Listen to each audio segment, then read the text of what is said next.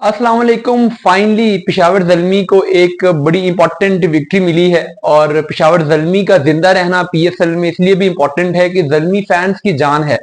आपने देखा होगा कि आज जैसे पिंडी स्टेडियम में फैंस का एक समुंदर उमड़ आया और पहली दफा इस पीएसएल में अब इस मैच से लगा है कि यार पीएसएल वाकई हो रही है। पूरा फुल हाउस था। ये भी इस सीजन का पहला फुल हाउस हुआ है जिसमें कोई एक भी सीट वैकेंट नहीं थी।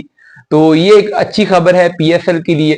और बाकी ये है कि देखिए पेशावर ज़ल्मी की जो टीम है इसमें कोई शक नहीं है कि वो इस पीएसएल की सबसे स्ट्रॉन्गेस्ट टीम है ऑन पेपर। बैटिंग के परस्पेक्टिव में बॉलिंग उनकी वीक है बट बैटिंग में वो बहुत स्ट्रांग है। जो मैंने एक पीएसएल की टीम्स का एनालिसिस किया था उसमें भी जो मेरा एक स्टेटिस्टिकल नंबर कुछ मैंने किए थे उनमें भी पेशावर ज़ल्मी के जो जो टॉप 7 बैट्समैन हैं उनका स्ट्राइक रेट और एवरेज के जो एग्रीगेट्स आ रहे थे वो बाकी टीमों के मुकाबले में ज्यादा आ रहे थे। और आपने देखा कि बाबर आजम और साइम अयूब के फेल होने के बावजूद ज़ल्मी इतना बड़ा स्कोर पोस्ट करने में कामयाब हुआ और आज पहली दफा ज़ल्मी ने अपनी बैटिंग टैलेंट और बैटिंग पोटेंशियल के साथ इंसाफ किया है। कोई भी पीएसएल की टीम 5 रन पे 2 विकेट गिर जाएं और 228 मार जाए बहुत मुश्किल है। इस्लामाबाद यूनाइटेड में ऐसी एनर्जी नजर आती है या फिर पेशावर ज़ल्मी में नजर आती है। अदरवाइज कोई और टीम इस सिचुएशन में होती कि उनकी 5 रन पे 2 विकेट गिर जाती तो 227 228 वो कभी भी ना कर पाते।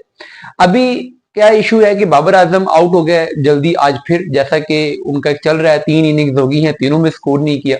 और बाबर आजम के बारे में अब ये बातें होना शुरू हो गई हैं कि कुछ टेक्निकल मसाइल हैं। टेक्निकल मसले नहीं हैं, बाबर आजम का इशू फोकस का है। बाबर आजम फोकस नहीं कर पा रहे हैं। वो जो भी एक मेंटल बैरियर उनके जहन में आ गया हुआ है वो उससे निकल नहीं पा रहे। खासकर जब से वो कैप्टनसी से हटे हैं तो उसके बाद से वो इसी फेज में जारी हैं, वो स्टक हो गए हुए हैं, उनका फोकस नहीं हो पा रहा। अदरवाइज कोई जिस गेंद पे वो आउट हुए हैं वो कोई ऐसी गेंद नहीं थी कि बाबर आजम ने पहली तरह की गेंदें खेली ना हो। इस पे वो मिड ऑन पे बड़ा अच्छा फ्लिक मारते होते थे और बाउंड्री मिलती होती थी, लेकिन अब उनसे नहीं खेला जा रहा। तो ये जो उनका मेंटल बैरियर है ये कैसे निकलेगा इसकी समझ नहीं आ रही। लेकिन बहरहाल ये ज़ल्मी के लिए एक दिन ब दिन एक बुरी खबर बनती जा रही है कि बाबर आजम स्कोर नहीं कर रहे और फैंस के लिए भी, फैंस देखने आए, इतना बड़ा क्राउड बाबर आजम के सपोर्ट में और उनसे स्कोर नहीं हो सका। साइम अयूब भी फेल हो गया। ब्रेजवेल की बहुत अच्छी डिलीवरी थी जिसपे वो आउट हुए। अभी जाहिर है साइम अयूब इंजरी के बाद वापस आए हैं, थोड़ा सा उनको टाइम लगेगा सेट होते हुए। ग्रेजुअली रिदम में आएंगे। किसी भी प्लेयर के लिए इंजरी के बाद वापस आना इतना जल्दी पॉसिबल नहीं होता। मोहम्मद हारिस ने लेकिन जो इंटेंट दिखाई 2 विकेट गिरने के बाद, जैसे आगे उन्होंने हार्ड हिटिंग की और जो आके उन्होंने पहली गेंद पर ही एक कदम आगे लेके छक्का मारा विली को, वो बिल्कुल वही अप्रोच थी जो रोहित शर्मा ने शाहीन के अगेंस्ट अडॉप्ट की थी। जब शाहीन मुसलसल इन स्विंगर्स पे रोहित शर्मा को आउट कर रहा था तो फिर रोहित शर्मा ने एशिया कप वाले मैच में, आपको याद होगा, पहले मैच में जब उनको शाहीन ने आउट किया था तो फिर अगले मैच में आके उसने निकल के एक स्टेप लेके आगे खेला था ताकि उस शाहीन की इन स्विंगर का जो इफेक्ट है उसको न्यूट्रलाइज किया जा सके। तो हारिस भी वही स्ट्रेटजी आज लेके आया था विली के अगेंस्ट। तो बहुत जबरदस्त बैटिंग की हारिस ने। देखिए यही होता है, जरूरी नहीं है कि आप 100 स्कोर करो। अगर आप 20-21 गेंदों पर 40-45 रन बना के दे रहे हो, 5 रन पे 2 विकेटें गिर गई थी, वहां पे हारिस आके अगर 25 गेंदों पे 30 रन करता, बाद में एक्सीलरेट करके 55-60 गेंदों पे 100 रन कर भी जाता तो वो इंपैक्ट ना आता जो उसने वहीं पे क्रिएट कर दिया। जो वहां उसने 21 गेंदों पे 45 रन बना के मोमेंटम टोटल शिफ्ट कर दिया ज़ल्मी की तरफ, तो ज़ल्मी 228 पे जाने में कामयाब रहा। तो ये फर्क पड़ता है, छोटे छोटे जो पैचेस होते हैं मैच के उससे बहुत ज्यादा फर्क पड़ जाता है एंड एनालिसिस में। प्लेइंग 11 में देखिए बैटिंग में तो आज उन्होंने अपना बेस्ट कॉम्बिनेशन खिलाया। अब्दुल समद को होना चाहिए था, मैं पहले भी बात कर रहा था अब्दुल समद के लिए। जो मैंने कुछ यंगस्टर्स जो पीएसएल में इग्नोर हो रहे थे, जो उन पे एक वीडियो की थी उसमें भी मैंने अब्दुल समद का नाम लिया था। थैंकफुली आज ज़ल्मी ने उनको खिलाया और उन्होंने स्ट्रेट अवे इंपैक्ट क्रिएट किया। अभी उनकी क्या लिमिटेशंस हैं, क्या स्ट्रेंथ्स हैं, क्या वीकनेस है, इस पर बात करना मुश्किल है। आज तो बहुत अच्छी इनिंग्स खेली लेकिन आगे जाके अंदाजा होगा कि वो कितने मल्टी डायमेंशनल प्लेयर हैं। लेकिन बहरहाल उनको टेस्ट अगर पीएसएल में हमने नहीं करना तो फिर आप उनको कहां पे टेस्ट करेंगे, इसलिए उनको खिलाना चाहिए था, खिलाया, अच्छा हुआ।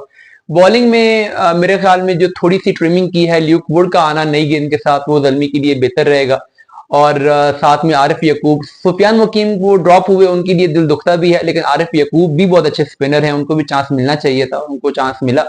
ओवरऑल मुल्तान सुल्तान की टीम जो है वो हमेशा पीएसएल में जब भी हमने देखा है अवे मैचेस में वो में स्ट्रगल करती नजर आती है। पिछले एडिशन भी अगर उनके उठा के देख ले तो जो उनके होम मैचेस होते हैं 5 मैचेस वो वही जीतते हैं, और उनके बाद अगले जो 5 मैचेस अवे होते हैं उसमें कोई वो एक आधा मैच ही जीतते हैं, जिसकी वजह से ओवरऑल उनकी 6 विक्ट्रीज होके वो आगे चले जाते हैं। तो यही चीज इस दफा चूंकि वो अपने अवे मैचेस पहले खेल रहे हैं, पहले वो अपने अवे मैचेस बाद में खेलते हैं, तो जब मुल्तान जाएगा मुल्तान में तो मुल्तान की टीम आपको डिफरेंट नजर आएगी। वहां पे जाके किसी भी टीम के लिए मुल्तान को हराना चैलेंज होगा। लेकिन अभी मुल्तान सुल्तान के लिए हमेशा इशू रहे हैं, अभी मैचेस में वही चल रहे हैं। आल दो कि मुझे लगता है कि तैयब ताहिर को कहीं ना कहीं एडजस्ट करना पड़ेगा कामरान गुलाम की जगह पर। कामरान गुलाम अभी आ नहीं पा रहा है ग्रुप में। शॉट खेलते हैं बट सीधा फील्डर की तरफ खेलते हैं, तो शॉट खेल लेना कोई इंपॉर्टेंट बात नहीं है, गैप्स में खेलना ये ज्यादा इंपॉर्टेंट बात है किसी भी T20 प्लेयर के लिए। अदरवाइज तो आप फील्डर जो बॉलर का प्लान है आप उसमें ट्रैप हो रहे हैं, आपको गेंद दे रहा है कि यहाँ मारो, आप वहां मारते हो और आउट हो जाते हो। तो इसमें ऐसी क्या आपकी साइंस है? बहरहाल मुल्तान सुल्तान को थोड़ा सा कॉम्बिनेशन देखना पड़ेगा। अदरवाइज जो अवे मैचेस हैं उसमें मुल्तान सुल्तान के लिए प्रॉब्लम नजर आएंगी।